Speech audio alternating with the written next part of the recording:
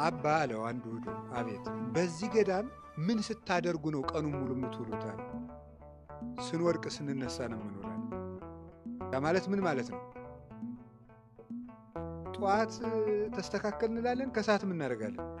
እንበድላለን። ተጓዦች ነን፣ ፍጹማን አይደለም። እንደዛ ከሆነ እየተሳሳትንም ቢሆን እንማራለን። ኃጢአት እየሰራንም ቢሆን እንማራለን። እየበደልንም ቢሆን እንማራለን።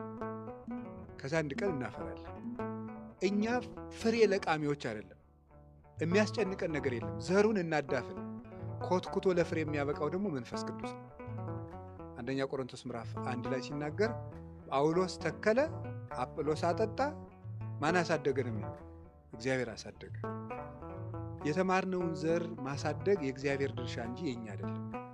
ነገ እንለወጣለን። ስለመለወጣችን ስላለመለወጣችን አትጨነቁ።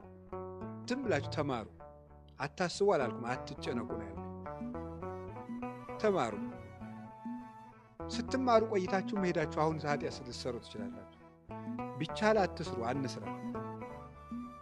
ባይሆን ግን ተመልሰን መተንም እንማር፣ እንስተካከላለን። ሐዋርያት እየተማሩ ሳቱ፣ እየሳቱ ተማሩ። መጨረሻ ላይ ያለ ስህተት እውነተኛ ሆነው ቀሩ። እየተሳሳቱ ነው የተማሩት፣ እየተማሩም ተሳስተዋል። ብዙ ቀን ስተዋል፣ የነገራቸውን ረስተዋል። ጌታ ሰብኳቸው እንኳን ብዙ ቀን ተሳስተዋል። እንኳን ሰው በጎደሎ ዕውቀቱ ሰብኮን ይቅርና። ስለዚህ ነገ እንስተካከላለን። ቃሉን በደስታ እንስማ። የእግዚአብሔር ዘር ነው። ለዚያ ማንም ጎርባጣ መሬት እንዳይኖር ልባችን አስተካክለን እንምጣ። ዛሬ እግዚአብሔር ሊዘራብኝ ነው በእኔ ልብ ላይ። ጌታዬ ኢየሱስ ክርስቶስ ሆይ እንደ በጎ አዝመራ ቁጠረኝ። በጆሮዬ ውስጥ እንክርዳድ ከሚዘራብኝ ክፉ ጠላት ጠብቀኝ። የሻከረውን ልቡናዬን አንተ አለስልሰህ ዝራበት።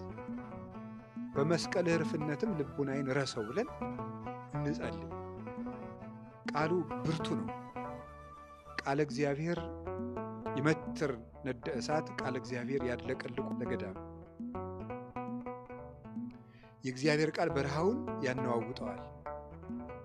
የእግዚአብሔር ቃል የእሳቱን ነበልባል ይቆርጣል ስለሚል፣ ስለዚህ ጌታ